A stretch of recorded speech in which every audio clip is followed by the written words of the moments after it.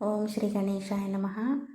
Hi అండి, welcome to Sai vlogs. ఈరోజు మనం శ్రీమద్ భగవద్గీత ద్వితీయ అధ్యాయం సాంఖ్యయోగంలోని 8వ శ్లోకం నుంచి 14వ శ్లోకం వరకు నేర్చుకుందామండి. నహి ప్రపశ్యామి మమ అపనుద్యాత్ యచ్చోకముచ్చోషణమింద్రియాణం అవాప్య భూమావసపత్నమృద్ధం రాజ్యం సురాణమపి చాధిపత్యం. భావము: ఈ శోకమున ఇంద్రియములను దహించి వేయుచున్నది.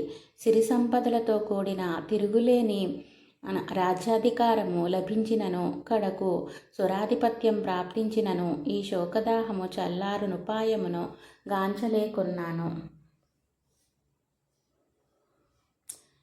సంజయ ఉవాచ ఏవముక్త్వా హృషీకేశం గుడాకేశః పరంతప నయోత్స్య ఇతి గోవిందం ఉక్త్వా తూష్ణీం బభూవః.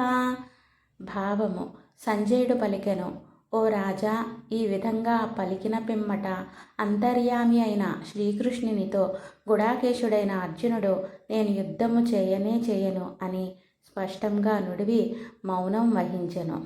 తమువాచ హృషీకేశః ప్రహసన్నివ భారత సేనయోరుభయోర్మధ్యే విషీదంతమిదం వచః. భావము: ఓ ధృతరాష్ట్ర, ఉభయ సేనల మధ్య శోకసంతప్తుడైన అర్జునుని చూసి శ్రీకృష్ణుడు మందహాసముతో ఇట్లు పలికెను. శ్రీ భగవానువాచ అశోచ్యానన్వశోచస్త్వం ప్రజ్ఞావాదాంశ్చ భాషసే గతాసూనగతాసూంశ్చ నానుశోచంతి పండితాః. భావము: శ్రీ భగవానుడు పలికెను, ఓ అర్జున, శోకింపదగని వారి కొరకై నీవు శోకించుచున్నావు. పైగా జ్ఞాని వలె మాట్లాడుతున్నావు. జ్ఞాని అయిన వారు ప్రాణములు పోయిన వారి గురించి కానీ ప్రాణం పోని వారి గురించి కానీ శోకింపరు. నత్వేవాహం జాతునాసం నత్వం నేమే జనాధిపాః నచైవ న భవిష్యామః సర్వే వయమతః పరం.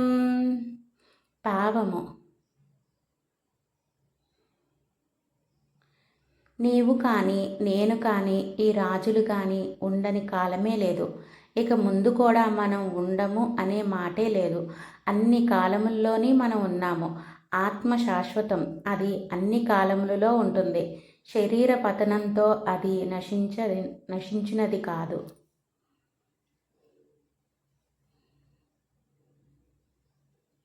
దేహినోస్మిన్ యథా దేహే కౌమారం యవ్వనం జరా తథా దేహాంతర ప్రాప్తి ధీరస్తత్ర న ముహ్యతి.